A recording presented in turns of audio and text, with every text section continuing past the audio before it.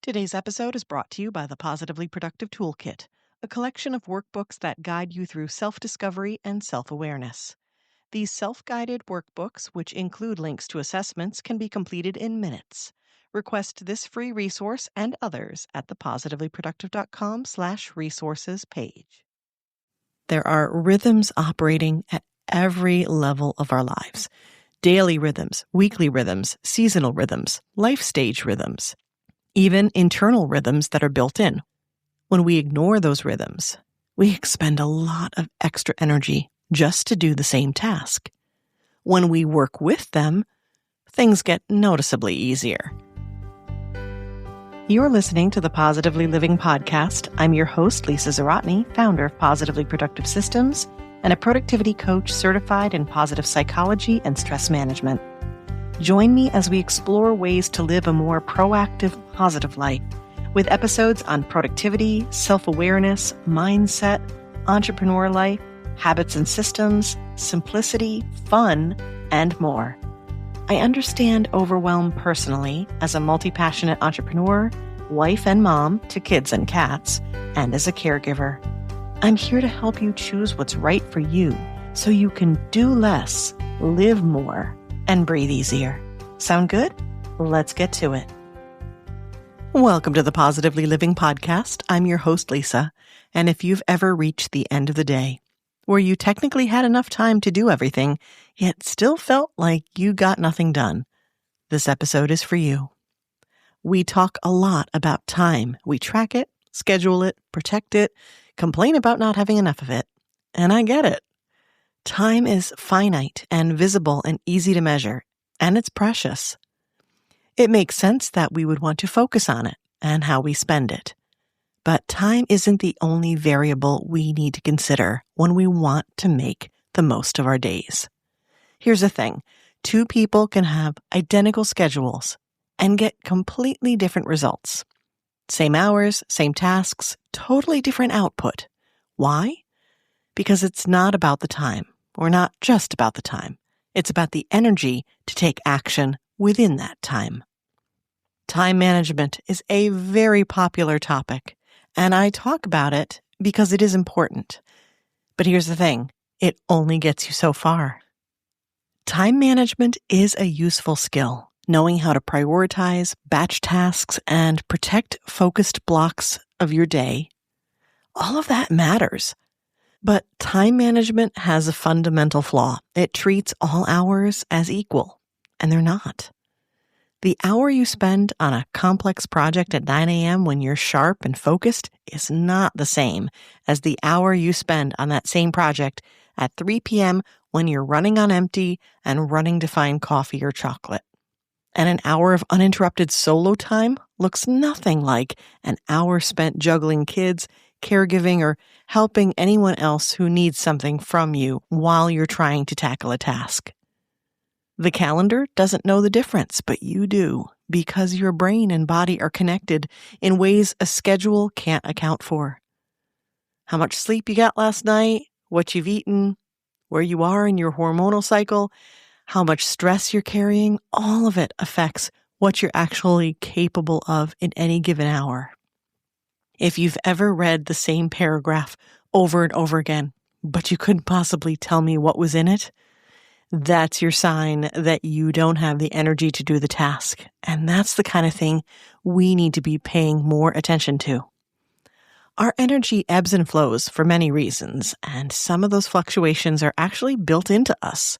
Research on what's called the ultradian rhythm, your body's natural 90 to 120 minute cycle of higher and lower alertness throughout the day.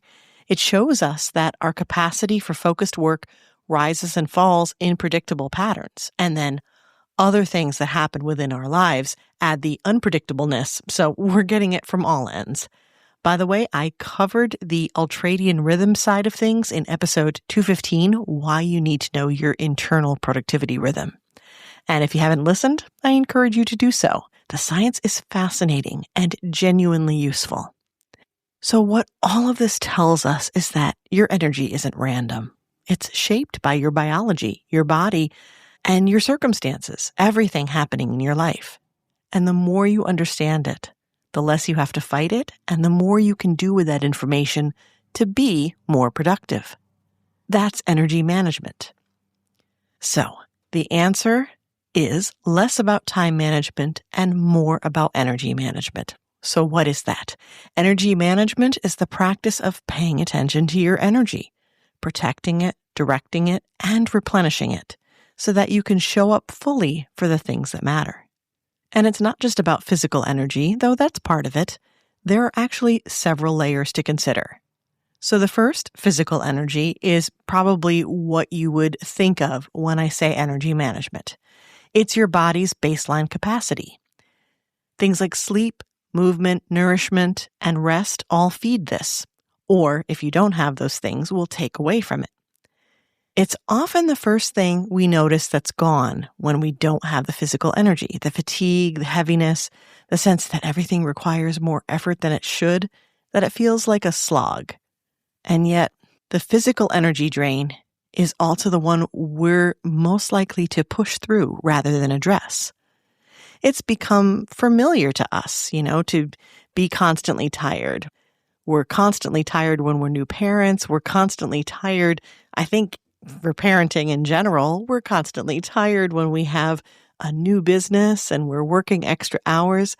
To be tired is kind of a given now. It's familiar, it's the norm in society, and we wear it like a badge of honor because it's all about the hustle. The next one to consider is mental energy. This is your capacity for focus, decision-making, and complex thinking. When this one fades, it's easy to assume you're just distracted or unmotivated.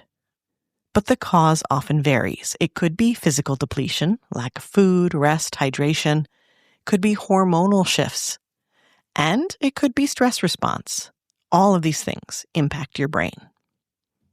There's also emotional energy. That's the energy it takes to manage relationships, navigate stress, hold space for others, process your own feelings. We become emotionally drained when our emotions go unrecognized and unresolved. And when we struggle to express our emotions in a healthy way, that's a sign our emotional energy is off. This aspect of our energy is likely one we don't even think of because it's inextricably wrapped up in the physical and mental energy sides. And it can be masked by those. And the last one I want to mention is spiritual energy. That's your sense of purpose, meaning, and connection to something larger than your to-do list. Now, this doesn't have to be religious. It's about feeling aligned with what matters to you, something bigger than you. When it's present, it can carry you through even the hardest days. It's like the idea that your why can drive you forward. But when it's missing, even easy tasks or tasks that you are determined to do can be a struggle because it feels hollow, like something's missing. When you consider those aspects of energy as humans, you can see why focusing solely on our time spent misses the mark. Unfortunately, most productivity systems and advice tend to focus on how to structure, protect, and fill time, with energy as an afterthought. This is likely because time is more universal and easier to quantify. But it's also why energy management is the better focus. It asks a different question, not how do I get more done or how do I do the thing in the time that I have, but rather, how do I make sure I have what I need to do the thing and do it well? The key is working with your natural rhythms. One of the things to consider when trying to work with your energy levels is that there are rhythms operating at every level of our lives. Daily rhythms, weekly rhythms, seasonal rhythms, life stage rhythms, even internal rhythms, which I just mentioned. When we ignore those rhythms, we expend a lot of extra energy just to do the same task. When we work with them, things get noticeably easier. It's like paying extra for something versus getting it at the lowest possible price. So here's what this can look like in practice. At the daily level, notice when you're naturally sharper and when you tend to fade. Most people have a peak window in the morning and dip in the early afternoon. And have a secondary rise later in the day. This could be part of your ultradian rhythm. It could be part of your circadian rhythm. These are things you want to pay attention to, and then schedule your most demanding work during your peak time and save administrative tasks, email, or low stakes decisions, or just easier things to do during your lower energy windows. This is an approach that will take some awareness and trial and error, but the signs are usually there if you pay attention. Even just thinking about this now, I'm sure you can think of moments where you have a dip in energy during the day. And so placing easier tasks during that time is one simple step you can take that will make a big difference.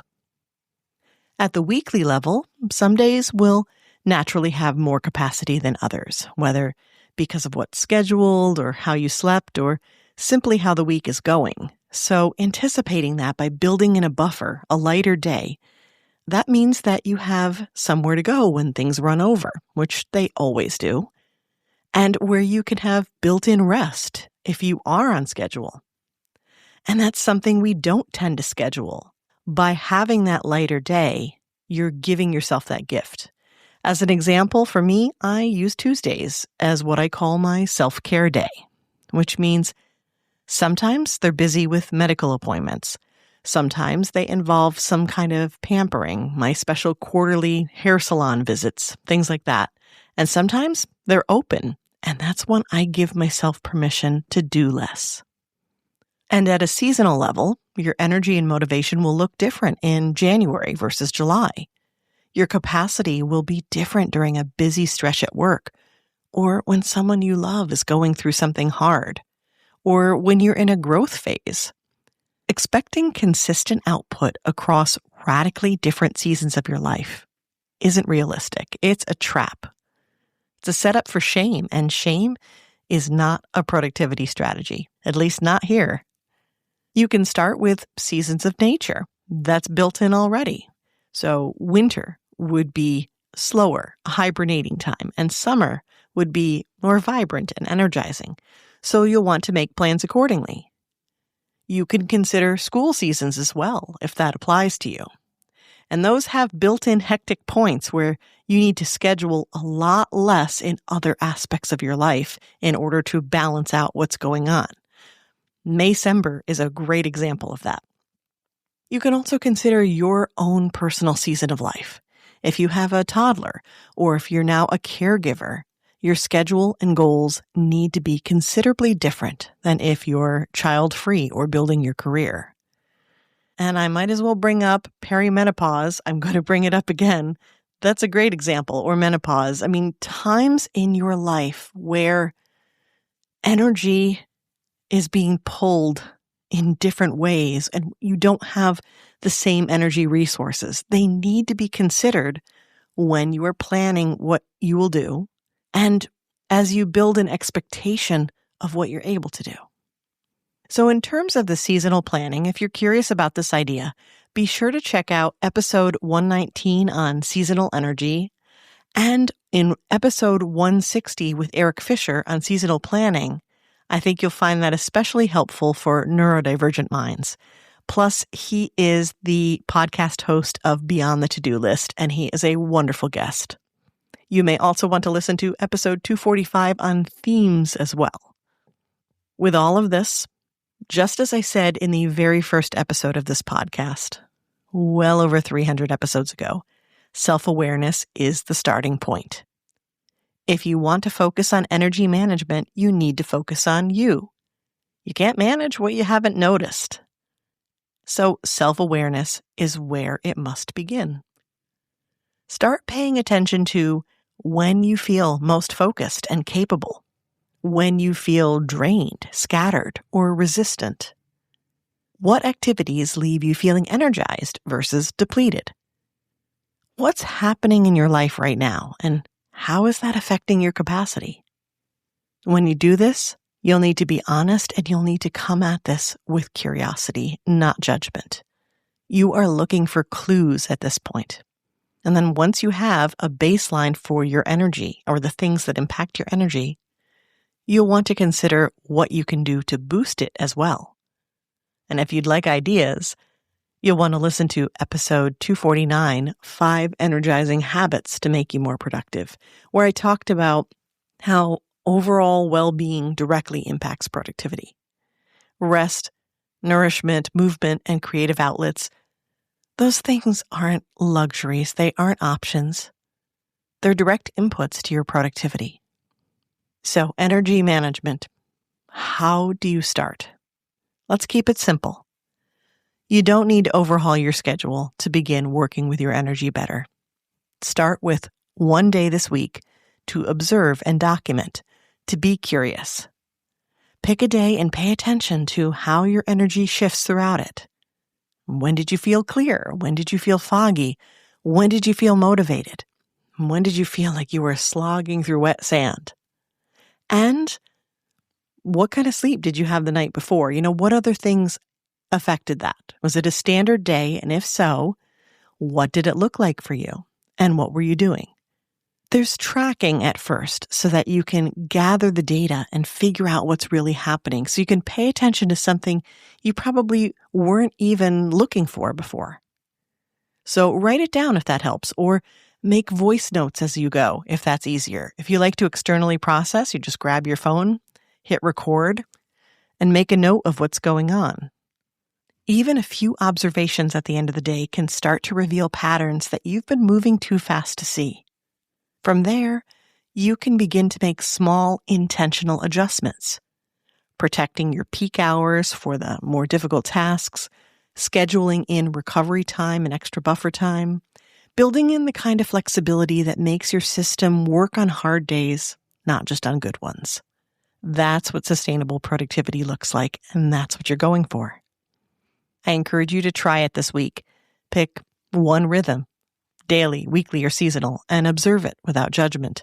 Just notice what's there, and from that awareness, everything else can follow. And if you'd like a thinking partner as you figure out what energy management looks like for your life, how you can fit that into your personality and your strengths and other aspects of who you are and how you work best, I welcome you to visit positivelyproductive.com/coaching. This is what I do. It's what I'm here for. Your energy is worth protecting, and so are you. You've got this.